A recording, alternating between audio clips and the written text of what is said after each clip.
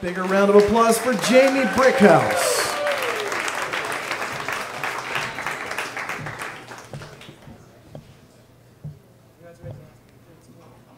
In the last few months of my drinking in 2006, I became obsessed with drinking. And I also became obsessed with suicide. It was the last thought when I passed out at night, and the first when I came to in the morning. But I didn't have the guts to do it. I kept hoping for divine defenestration, some magical force to pull me from my bed and toss me out my 10th floor bedroom window. Or maybe I'd make it look like an accident, walk in front of the bus. But then I thought about my partner, Michael, my parents. I couldn't do that to them. Myself, yeah, but not to them. Now, for years, I had been joking that I was a functioning alcoholic. And as long as the word functioning was in front of alcoholic, I was okay. I love to drink at parties, I love to drink at bars, I like to be the life of the party. But at this point, I was no longer drinking at parties or bars. I was drinking alone. I was pretty much drinking around the clock. I had been fired from one job, was close to being fired from the job I was in. I had given up on pursuing my artistic ambitions to write and perform. I'd become HIV positive, and I was in a Grand Canyon of depression. And one morning, a sunny September morning in 2006, I overslept. So I emailed my boss a stale excuse. And she shot back, "Again? Question mark, question mark, question mark?"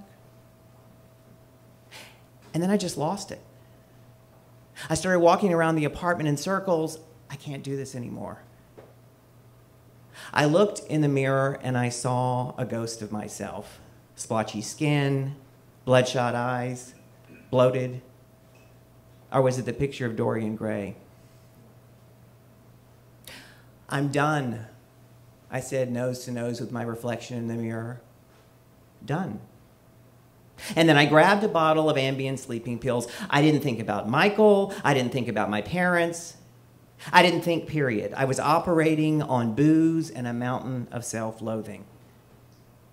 Then I got hold of myself.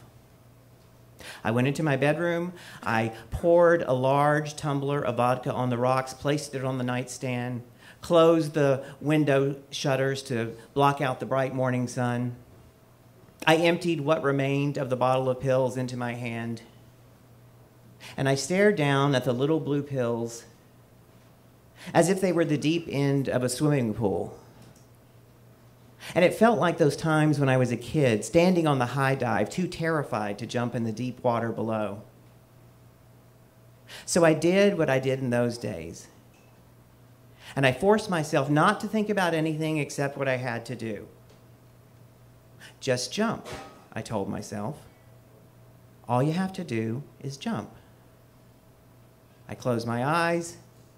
I cupped my hand over my mouth. I let the pills slide down my throat. I took a big gulp of vodka and jumped. Now, obviously, it didn't work. My partner, Michael, found me. I went away to rehab for 60 days. And as I slowly started to get sober, and when the alcohol was completely out of my system, the depression lifted, and the feelings of suicide went away. I'm not clinically depressed. My severe depression was brought on by the copious amounts of alcohol that I had ingested. And after a few years of being sober, I started to recreate my life. I started my own business. I started writing. I published my first book. I started performing.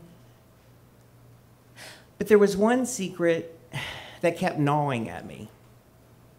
And I felt like a brand new house that was built on a foundation that was still riddled with termites.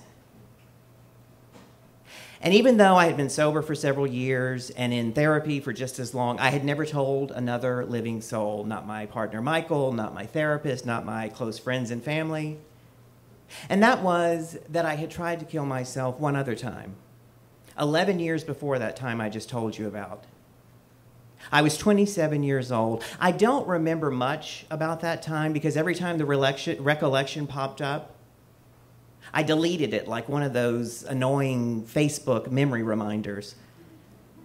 But I can tell you this. I was 27. I came home drunk from a party that I had organized as a publicist, and the wattage of celebrities in the fashion and theatrical worlds was blinding. But I felt like a zero because I felt like my artistic ambitions would never amount to anything. And I had another drink, and then I impulsively grabbed some painkillers, and I climbed into bed.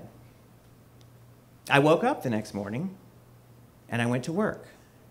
And I felt like I was moving underwater. So heavy was the hangover from the pills and the booze and the shame. And I didn't tell another living soul. Now, maybe if I had told someone, I might have gotten sober sooner.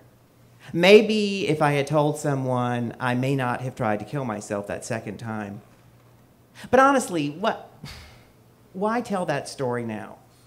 Now that I've been sober for several years, now that I've got a new life, I'll tell you why. Because I have to own that story so that my story doesn't kill me. And every time I tell that story, it's a promise that I'll never live it again.